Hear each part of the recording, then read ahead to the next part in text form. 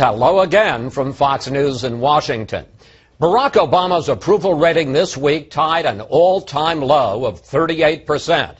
And along with growing dissatisfaction about his presidency, there's been a spike in talk about the man he beat 2 years ago. Joining us now, the GOP's 2012 nominee, former Massachusetts Governor Mitt Romney. Governor, welcome back to Fox News Sunday. Thanks, Chris. Good to be with you. You had a tough article in the Washington Post this week in which you really went after President Obama for shrinking our military. In the article, you write this: "The history of the 20th century teaches that power-hungry tyrants ultimately feast on the appeasers." Back in 2012, the president mocked you for that. Take a look. You mentioned the Navy, for example, and that we have fewer ships than we did in 1916. Well, Governor, we also have fewer horses and bayonets because the nature of our military has changed. Governor, how do you feel when you listen to that and the president treating you as a somewhat dim bulb? Well, you know, the president has a very different foreign policy than that's been followed by our country over the last 50 or 60 years. His view is that instead of having a strong American military that's able to keep other nations in check, that we ought to instead put in place a policy based on what he calls common humanity.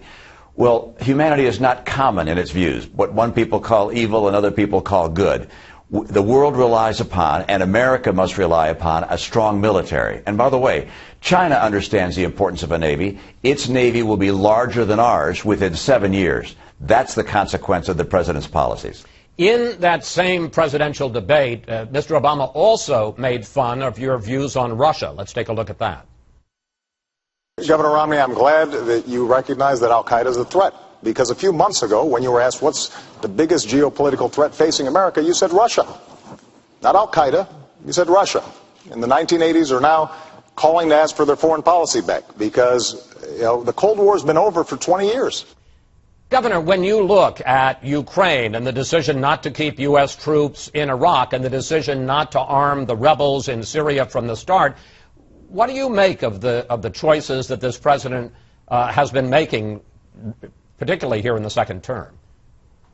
Well, I think the president is really out of touch with reality when it comes to what's happening in the world. And I don't know why that is. Perhaps it's political philosophy, it's foreign policy views. But look, he looked at Russia and thought that was a friend we should reset relations with. He looked at al-Qaeda and said they're on the run. Just more recently, he looked at ISIS and said, oh, they're just the junior varsity. He looks at Iraq and says, hey, they're strong and able to care for themselves. Look, he is so out of touch with reality that he hasn't taken the kind of action necessary to prevent very bad things from happening. A strong America that stands up for its beliefs is an America that's able to defend itself and to defend our principles around the world.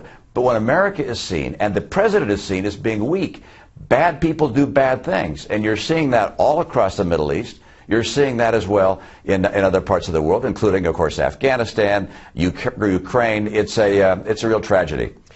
I want to pick up on another campaign issue, because during the 2012 race, you also accused President Obama of covering up the mishandling of the terror attack in Benghazi. This weekend, Fox has been running a documentary in which two special operators, special security operators, told Bret Baier that they were told repeatedly to stand down and not to go rescue the American diplomats at the U.S. consulate. Here's a clip from that documentary. All I can talk about is what happened on the ground that night. To you? To us. To myself twice, and to Tig once. It happened that night. That happened. We were told to wait and stand down. We were delayed 3 times. Governor, do you think a Benghazi cover-up is still going on? Well, I think this raises a lot of questions. I mean, one, why did the administration talk to these people a long time ago? Why were they out there with a story saying that the reason for what happened in Benghazi was because of a video, which these guys said was total baloney? They knew that from the beginning. How come the administration didn't check into that? And number two, who was it that told these guys to stand down? Were they in contact with people higher up, particularly from the United States? What was the reason they were told to stand down when they were ready and able to go in and support the security of our people there in the embassy annex? This is This goes on and on and on. We try and understand why it is that this administration is unwilling to be transparent. This was a policy they said they would have, which is open transparency, but they've instead not been forthcoming in what's happened there. And that's something which, by the way, doesn't just land at the feet of the president. It lands at the feet of Hillary Clinton as well. She keeps on saying, you know, there's nothing to see here, just move on. Well, people want to understand exactly what happened. I mentioned at the top of the show the president's 38% approval rating now in the Gallup poll, tying an all-time low. In July, they did a poll of voters asking them if they had 2012 all to do over again, how would they vote? You'll be happy to know this time you won 53% to 44%. Obviously, that doesn't put you in the Oval Office, but the question I have for you, Governor, is this. Do you think Americans are having some buyer's remorse about 2012? Oh, I think they have some buyer's remorse about President Obama. I'm not sure how they feel about me, but that's kind of irrelevant. The real question is, how's this president doing? And frankly, they recognize the president has not been engaged. The idea that we have a group known as ISIS or ISIL that we've known about for almost a year, where members of Congress have said to the president, prepare for this, get ready for them, make sure they don't make incursions into Iraq. I mean, we fought long and hard to provide security and freedom for those people. And yet the president was, I don't know, too busy on the golf course to pick up the phone and meet with the leaders around the world and to say, what happens if? You know, the Pentagon was going through what-if scenarios, but the president apparently wasn't, hasn't developed a strategy. You know, I don't know whether you can't see reality from a fairway, but the president has not seen the reality internationally, and then domestically, we've got, what, 92 million people that have stopped looking for work, that are out of work in this country? It's unacceptable. The American people are struggling, having a hard time. This president's policies, both at home and abroad, are hurting people, and people are responding in the way they review him. I am sure that a bunch of people watching right now are thinking, gee, where was that guy? Wasn't he making all of those points in 2012? But the fact is, if we're going to look back, and I want to just for a moment at 2012, you also did make your fair share of mistakes, and here are a few of them. They brought us whole binders full of women. I was a severely conservative Republican governor. I like being able to fire people. The 47% who are with him, who are dependent upon government. The bottom line, among voters who said cares about people like me was the most important candidate quality, among those voters, Obama beat you 81% to 18%. Governor, why do you think it was that so many people saw you as an unfeeling, rich guy, and does that perception still bother you? Oh, look, I'm much more concerned about what the country is going to be doing going forward. I want to make sure that we have a nominee, and we've got a lot of terrific Republican individuals that are looking at the race. We have a nominee who can win, and we can get the country back on track. But, sir, you're kind of ducking the question, which is, poor. Did you contribute to this perception that you don't care about average Americans?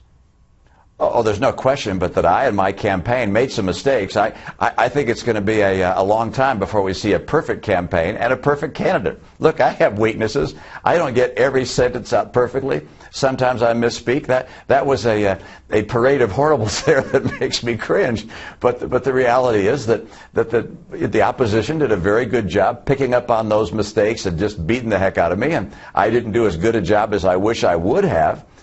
Describing who I am to the American people. But look, that's the past. The future is, how do we make sure that we get a president that spends time running the country, running the government, running the administration in such a way as to help the middle class of this country regain its footing, to help the poor get out of poverty, and to protect our interests around the world. This president's not doing it. Governor, let me look to the future, because voters seem willing to give you another chance. There was a USA Today poll just a couple of weeks ago of Iowa voters in which you swamped the field there. You had 35%, Huckabee was second with 9%, and the rest of the field trailed after that. And recently you gave an interview, and when asked about running again, you gave a whole lot of reasons why not, but then you also said circumstances can change. Question, what does that mean? Well, you know, I've spoken on this topic so many times. I don't really have anything new to add, Chris. I'm not running, and I'm not planning on running.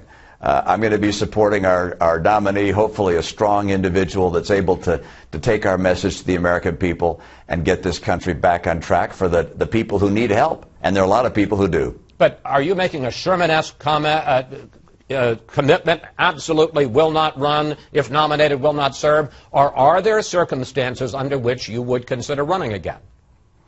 Chris, I'm not going to add to the story. I've got nothing new for you. I've spoken at this time and time again. I'm not running. I'm not planning on running. And I'm going to be helping the person who takes the banner for us.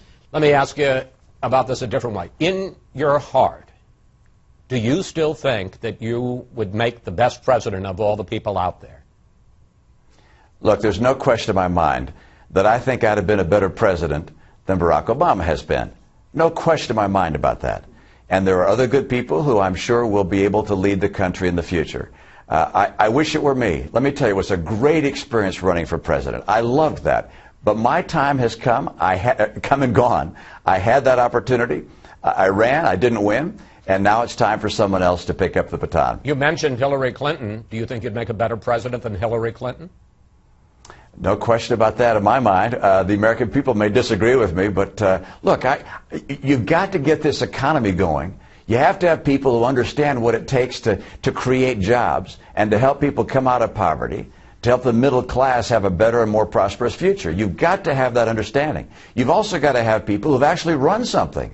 The government of the United States is the largest enterprise in the world. You've watched a president who just doesn't understand how to make an administration work, how to interact with Congress, how to get things done. You have to have those things, and I don't think Hillary Clinton has that experience. And I look, for instance, at her record as Secretary of State. Look, her record is Barack Obama's record in foreign policy, and it's a disaster. I mean, the president went to Egypt and said we're going to have this new wonderful relationship with the Muslim world, and now the Middle East is burning. The president won't even call the invasion by Russia into Ukraine an invasion.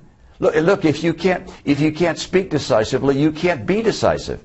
Hillary Clinton and Barack Obama are two peas in the same pod, and the American people have tasted that and have said, look, that's not a good taste. It's not right for the American people. All right, we've got about 2 minutes left, and I want to do your old favorite, the lightning round. Quick questions, quick answers. President Obama now says that he's going to delay action on immigration reform until after the election. He says because he needs to explain how he is dealing with the question of the unaccompanied minors coming over the border. Here's what he said to Chuck Todd on Meet the Press. The politics did shift midsummer because of that problem. Right. I want to spend some time, even as we're getting all our ducks in a row for the executive action, I also want to make sure that the public understands why we're doing this, right, why it's the right thing for the American people, why it's the right thing for the American economy. Briefly, Governor, what's going on there? Well, he should spend less time on the golf course and more time thinking about ISIS and Ukraine and, in this case, immigration. He should follow the law and work with Congress instead of trying to do things unilaterally. But what's happening, of course, is cynical and political. Cynical and political in what sense? Putting it off till after the election? The president is saying, look, I'm going to violate the law after the election when what I do won't have serious electoral consequences. He's basically saying he's going to do something the American people won't like, and he wants to make sure and do it after the midterms when it won't have consequence for him. And finally, about a minute left, sir. In 2012, you had Virginia Governor Bob McDonnell on your short list of potential running mates. As you well know, he was convicted this week of taking bribes, some even before you were considering him as a running mate to help a businessman. I guess two questions. What does that say about your vetting process? And frankly, did you misjudge Bob McDonnell? Well, I'm not going to say anything about the vetting process. We communicated to all the individuals that we vetted that would be completely off the record and confidential, and it is. But I can say this with regards to Bob McDonnell, which is I'm very sorry for him and for his family. It's a family tragedy, obviously, and a political tragedy for the state of Virginia, the Commonwealth of Virginia, for the people there, for the people associated with him. I've called him. I've expressed my sympathy. It's a very sad setting, and I wish he and his family the very best in very difficult circumstances. Governor Romney, thank you. Thanks for coming in today. Always good to talk with you, sir. Thanks, Chris. Good to be with you.